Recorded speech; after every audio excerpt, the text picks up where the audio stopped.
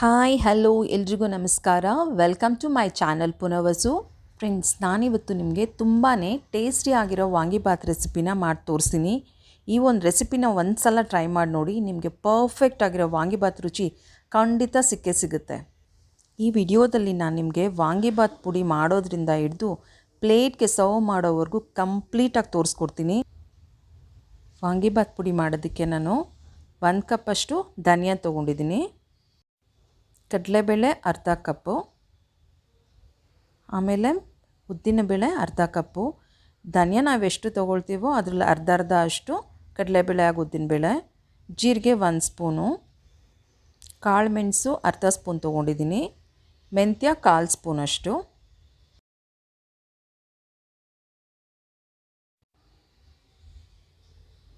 ನಾನಿಲ್ಲಿ ಗುಂಟೂರು ಮೆಣಸಿನ್ಕಾಯಿ ಒಂದು 10 ಮೆಣಸಿನ್ಕಾಯಿ ತೊಗೊಂಡಿದ್ದೀನಿ, ಮತ್ತು ಬ್ಯಾಡಗಿ ಮೆಣಸಿನ್ಕಾಯಿ ಸುಮಾರು ಒಂದು 25 ಬ್ಯಾಡಗಿ ಮೆಣಸಿನ್ಕಾಯಿ, ಮತ್ತು ಚಕ್ಕೆ ಇದು ಸುಮಾರು ಒಂದು 2 ಸ್ಪೂನು ಅಥವಾ ಒಂದು 6 ಇಂಚ್ ಅಂತ ಅಂದ್ಕೊಳ್ಳಿ.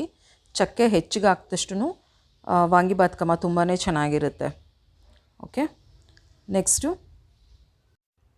ಲವಂಗ ಒಂದು 10 ಲವಂಗ ತೊಗೊಂಡಿದ್ದೀನಿ, ಕರಿಬೇವಿನ ರೆಕ್ಕೆ ಒಂದು 2 ರೆಕ್ಕೆ ಅಷ್ಟು ಕರಿಬೇವು ಘಮ ತುಂಬ ಚೆನ್ನಾಗಿರುತ್ತೆ. ಆಮೇಲೆ ಸ್ಟಾರ್ ಅನೈಸ್ ಒಂದು, ಸ್ವಲ್ಪ ಜಾಕಾಯಿ ಒಂದು 1/4 ಭಾಗ ಅಷ್ಟು ಜಾಕಾಯಿ ತೊಗೊಂಡಿದ್ದೀನಿ, ಮತ್ತು ಇದು ಕಲ್ಲು ಹೂವು 1 ಸ್ಪೂನಷ್ಟು ಕಲ್ಲು ಹೂವು, ಮೊಗ್ಗು 2 ತೊಗೊಂಡಿದ್ದೀನಿ, ಇದು ಮರಾಠಿ ಮೊಗ್ಗು 2 ಮೊಗ್ಗು ತೊಗೊಂಡಿದ್ದೀನಿ. ಈಗ ವಾಂಗಿಬಾತ್ ಪುಡಿ ಮಾಡೋದಕ್ಕೆ ಸ್ಟವ್ ಆನ್ ಮಾಡಿಬಿಟ್ಟು ಒಂದು ಬಾಣಲಿ ಇಟ್ಟಿದ್ದೀನಿ. ಇದಕ್ಕೆ ನಾನು 1 ಸ್ಪೂನಷ್ಟು ಎಣ್ಣೆ ಹಾಕ್ತಿದ್ದೀನಿ, ಕುಕ್ಕಿಂಗ್ ಆಯಿಲ್. ಇದಕ್ಕೆ ಎಣ್ಣೆ ಸ್ವಲ್ಪ ಬಿಸಿ ಆಗಲಿ. ಬಿಸಿ ಆದಮೇಲೆ ಇದಕ್ಕೆ ನಾನು ಕಡಲೆಬೇಳೆ ಆ್ಯಡ್ ಮಾಡ್ತಿದ್ದೀನಿ. ಫಸ್ಟು ಇದಕ್ಕೆ ಕಡಲೆಬೇಳೆ ಹಾಕಬೇಕು.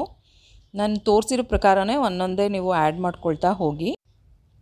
ನಿಮಗೇನಾದರೂ ಗೊತ್ತಾಗಲಿಲ್ಲ ಅಂದರೆ ಅಕಸ್ಮಾತು ಯಾವ್ದು ಹಾಕಿದ್ಮೇಲೆ ಯಾವ್ದು ಹಾಕಬೇಕು, ಇಲ್ಲ ಸೀದೋಗುತ್ತೆ ಅನ್ನೋ ಹಾಗೇನಾದರೂ ಭಯ ಇದ್ದರೆ ಸಪ್ರೇಟಾಗಿ ಫ್ರೈ ಮಾಡ್ಕೊಳ್ಬೋದು. ಕಡಲೆಬೇಳೆ ಸುಮಾರು ಒಂದು 1/4 ಭಾಗ ಅಷ್ಟು ಫ್ರೈ ಆಗಬೇಕು. ಅಲ್ಲಿವರೆಗೂ ಇದನ್ನು ಚೆನ್ನಾಗಿ ಫ್ರೈ ಮಾಡ್ಕೊಳ್ಳಿ, ಎಲ್ಲಿ ಸಿಯೋದಕ್ಕೆ ಬಿಡಬಾರ್ದು, ಹಾಗೆ ಚೆನ್ನಾಗಿ ಫ್ರೈ ಮಾಡ್ಕೊಳ್ಬೇಕು. ಧನಿಯಾ ಆ್ಯಡ್ ಮಾಡ್ತಿದ್ದೀನಿ, ಧನಿಯಾನು ಕೂಡ ಫ್ರೈ ಮಾಡ್ಕೊಳ್ಳೋಣ. ಧನಿಯಾ ಎಷ್ಟು ಫ್ರೈ ಆಗಬೇಕಂದ್ರೆ ಅರ್ಧ ಭಾಗದಷ್ಟು ಫ್ರೈ ಆಗಬೇಕು ಧನಿಯಾ. ಅಲ್ಲಿವರೆಗೂ ಚೆನ್ನಾಗಿ ಧನಿಯಾನ ಫ್ರೈ ಮಾಡ್ತಿದ್ದೀನಿ. ಈ ಸಮಯದಲ್ಲಿ ಇದಕ್ಕೆ ನಾನು ಮೆಂತ್ಯ ಹಾಕಿದ್ದೀನಿ, ಮೆಂತ್ಯ ಕಾಳು, ಮತ್ತು ಈಗ ಉದ್ದಿನಬೇಳೆ ಕೂಡ ಇದ್ರ ಜೊತೆನೇ ಸೇರಿಸಿ ಮತ್ತೆ ಇದನ್ನು ಉದ್ದಿನಬೇಳೆ ಅರ್ಧದಷ್ಟು ಫ್ರೈ ಆಗಬೇಕು, ಅಲ್ಲಿವರೆಗೂ ಇದನ್ನು ಮತ್ತೆ ಫ್ರೈ ಮಾಡ್ತಾ ಇರೋಣ. ಹೀಗೆ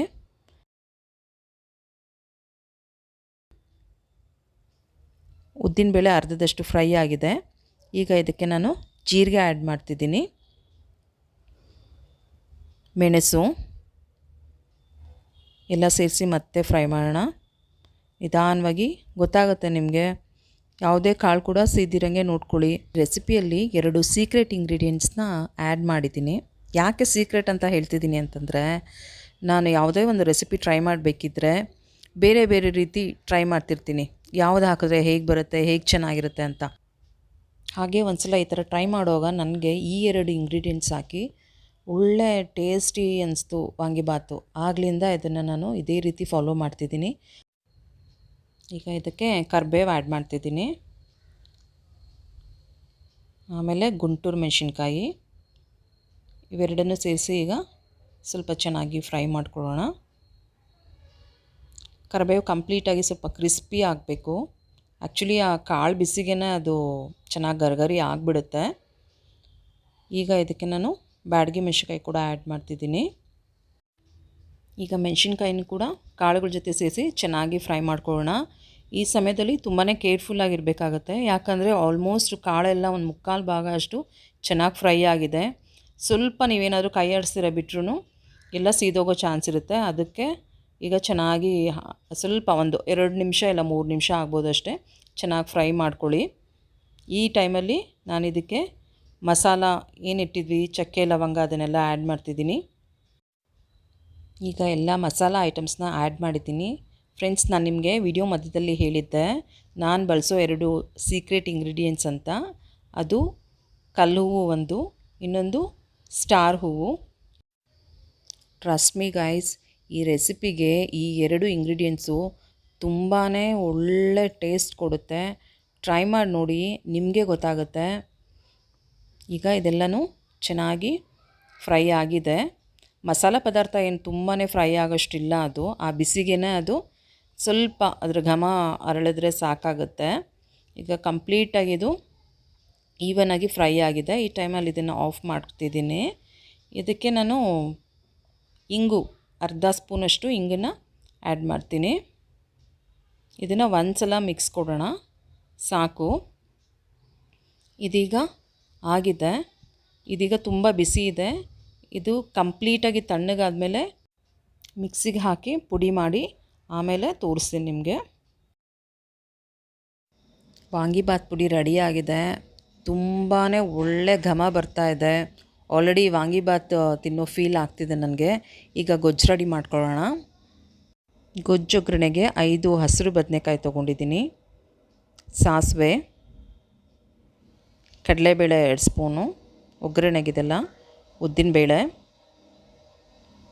ಹುಣಸೆಹಣ್ಣು ಸ್ವಲ್ಪ, ಒಂದು ಅರ್ಧ ನಿಂಬೆಹಣ್ಣು ಗಾತ್ರದ್ದು, ಸ್ವಲ್ಪ ಕಾಯ್ತಿರಿ, ಒಣಕೊಬ್ಬರಿ ಇದು ತುರಿ, ಬೇಕಿದ್ರೆ ಹಸಿದು ಯೂಸ್ ಮಾಡ್ಕೊಳ್ಳಿ, ಎಣ್ಣೆ ಮತ್ತು ರುಚಿಗೆ ತಕ್ಕಷ್ಟು ಉಪ್ಪು, ಸ್ವಲ್ಪ ಕರ್ಬೇವಿನ ಸೊಪ್ಪು, 2 ಬ್ಯಾಡಗಿ ಮೆಣಸಿನ್ಕಾಯಿ ಮತ್ತು ಒಂದು 3 ಸ್ಪೂನಷ್ಟು ವಾಂಗಿಬಾತ್ ಪುಡಿ. ವಾಂಗಿಬಾತ್ ಗೊಜ್ಜು ಮಾಡೋದಕ್ಕೆ ನಾನು ಪ್ಯಾನ್ ಇಟ್ಟು ಅದಕ್ಕೆ ಈಗ ಎಣ್ಣೆ ಹಾಕ್ತಿದ್ದೀನಿ. ನಾನಿಲ್ಲಿ ಬಳಸಿರೋದು ಕಡಲೆಕಾಯಿ ಎಣ್ಣೆ, ಯಾಕಂದರೆ ನಮ್ಮ ಮನೇಲಿ ನಾವು ಅದೇ ಯೂಸ್ ಮಾಡೋದು, ಕೋಲ್ಡ್ ಪ್ರೆಸ್ಡ್ ಆಯಿಲ್ ಅದು. ನೀವು ಬೇಕಿದ್ರೆ ನಿಮ್ಮ ಮನೇಲಿ ಯಾವ್ದು ಯೂಸ್ ಮಾಡ್ತೀರೋ ಆ ಎಣ್ಣೆನ ಒಗ್ಗರಣೆಗೆ ಬಳಸಿ. ಈಗ ಎಣ್ಣೆ ಕಾದಿದೆ, ಬಿಸಿಯಾಗಿದೆ. ಈಗ ನಾನು ಇದಕ್ಕೆ 1 ಸ್ಪೂನಷ್ಟು ಸಾಸಿವೆ ಹಾಕ್ತಿದ್ದೀನಿ. ಸಾಸಿವೆ ಸ್ವಲ್ಪ ಚಟಪಟ ಅಂತ ಆಗಬೇಕು. ಈಗ ಇದಕ್ಕೆ ಕಡಲೆಬೇಳೆ ಹಾಕ್ತಿದ್ದೀನಿ, 2 ಸ್ಪೂನಷ್ಟು ಕಡಲೆಬೇಳೆ ಹಾಕ್ತಿದ್ದೀನಿ. ಸ್ವಲ್ಪ ಅದನ್ನು ಹೀಗೆ ಆಡಿಸ್ಕೊಡೋಣ. ಈಗ ಇದಕ್ಕೆ ಉದ್ದಿನಬೇಳೆ ಕೂಡ ನಾನು 2 ಸ್ಪೂನಷ್ಟು ಉದ್ದಿನಬೇಳೆ ಹಾಕ್ತಿದ್ದೀನಿ.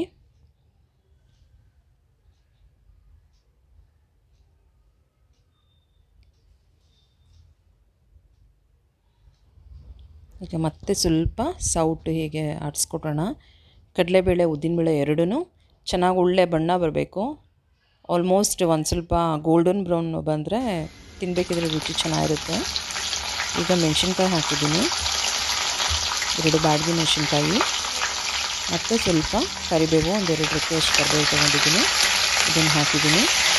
ಮತ್ತು ಸ್ವಲ್ಪ ಇದನ್ನು ಹೀಗೆ ಸೌಟ್ ಆಡಿಸ್ಕೊಡೋಣ. ಅದಕ್ಕೆ ಚೆನ್ನಾಗೆಲ್ಲ ಒಳ್ಳೆ ಮಿಕ್ಸ್ ಆಗಬೇಕು. ಇದಕ್ಕೆ ನಾನಿಲ್ಲಿ ಇಂಗನ್ನು ಆ್ಯಡ್ ಮಾಡಿಲ್ಲ, ಯಾಕಂದರೆ ನಾನು ಪುಡಿಯಲ್ಲಿ ಹಾಕಿದ್ದೀನಿ. ನೀವು ಬೇಕಿದ್ರೆ ಎಕ್ಸ್ಟ್ರಾ ಇಂಗು ಬೇಕಿದ್ರೆ ಹಾಕ್ಕೊಳ್ಬೋದು. ಈಗ ಬದನೆಕಾಯಿ ಹಾಕ್ತಿದ್ದೀನಿ. ಇದನ್ನು ಹಚ್ಚಿ ನೀರಲ್ಲಿ ಹಾಕಿ ಸ್ವಲ್ಪ ಉಪ್ಪು ಹಾಕಿ ಇಟ್ಟಿದ್ದೆ, ಯಾಕಂದರೆ ಬದನೆಕಾಯಿ ಬಣ್ಣ ಕಪ್ಪಾಗಬಾರ್ದು ಅಂತಂದ್ಬಿಟ್ಟು. ನೀವು ಹಾಗೆ ಮಾಡಿ.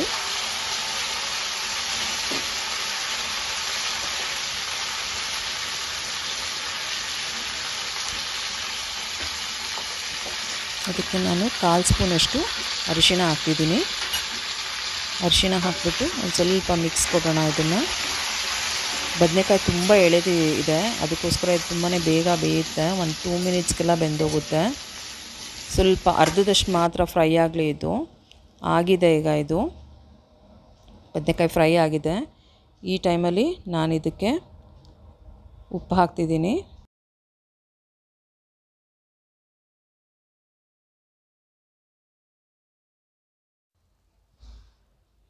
ಈಗ ಮತ್ತೆ ಒಂದು ಸಲ ಇದನ್ನು ಸ್ವಲ್ಪ ಸೌಟ್ ಆಡಿಸ್ಕೊಡೋಣ. ಹೀಗೆ ಒಂದು ಸಲ ಮಿಕ್ಸ್ ಕೊಡೋಣ. ಈಗ ನಾನು ಇದಕ್ಕೆ ಹುಣಸೆಹಣ್ಣು ರಸ ತೆಗೆದಿಟ್ಟಿದ್ದೀನಿ. ಇದಕ್ಕೆ ಸ್ವಲ್ಪ ಎಕ್ಸ್ಟ್ರಾನೇ ನೀರು ಹಾಕಿದ್ದೀನಿ. ನೋಡಿ, ಈ ಕನ್ಸಿಸ್ಟೆನ್ಸಿಲಿ ಇದೆ. ಯಾಕಂದರೆ ತುಂಬಾ ಗಟ್ಟಿಯಾಗಿ ಹುಣಸೆ ಗೊಜ್ಜು ಮಾಡ್ಕೊಂಡಾಗ ಗೊಜ್ಜು ತುಂಬ ಗಟ್ಟಿ ಆಗಿಬಿಡುತ್ತೆ. ಈ ರೀತಿ ಇದ್ದಾಗ 1-2 ಕುದಿ ಬಂದಾಗ ಹುಣಸೆಹಣ್ಣು ಕೂಡ ಚೆನ್ನಾಗಿ ಬೇಯುತ್ತೆ, ಒಳ್ಳೆ ರುಚಿ ಕೊಡುತ್ತೆ. ಅದಕ್ಕೋಸ್ಕರ ಇಷ್ಟು ತೆಳುವಾಗಿ ಮಾಡ್ಕೊಂಡಿದ್ದೀನಿ. ನೋಡಿ, ಒಂದೆರಡು ನಿಮಿಷ ಕುದ್ದಿದೆ. ಇದಕ್ಕೆ ನಾನು ವಾಂಗಿಬಾತ್ ಪುಡಿ ಹಾಕ್ತಿದ್ದೀನಿ. ಮತ್ತೆ ಒಂದು ಸಲ ಮಿಕ್ಸ್ ಮಾಡೋಣ ಇದನ್ನು.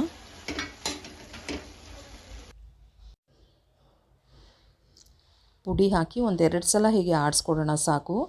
ಯಾಕಂದರೆ ಆಲ್ರೆಡಿ ನಾವು ಎಲ್ಲ ಕಾಳುಗಳನ್ನ ಚೆನ್ನಾಗಿ ಘಮ ಬರೋವರೆಗೂ ಹುರಿದಿದ್ದೀವಿ. ಪುಡಿ ಏನು ತುಂಬ ಬೇಯೋ ಅವಶ್ಯಕತೆ ಇಲ್ಲ.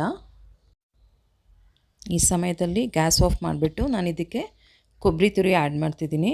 ಇದನ್ನು ಸಹ ಒಂದೆರಡು ಸಲ ಹೀಗೆ ಮಿಕ್ಸ್ ಮಾಡ್ಕೊಳ್ಳೋಣ. ಕೊಬ್ಬರಿ ತುರಿ ಅದರಲ್ಲಿ ನೀಟಾಗಿ ಮಿಕ್ಸ್ ಆಗೋ ಹಾಗೆ.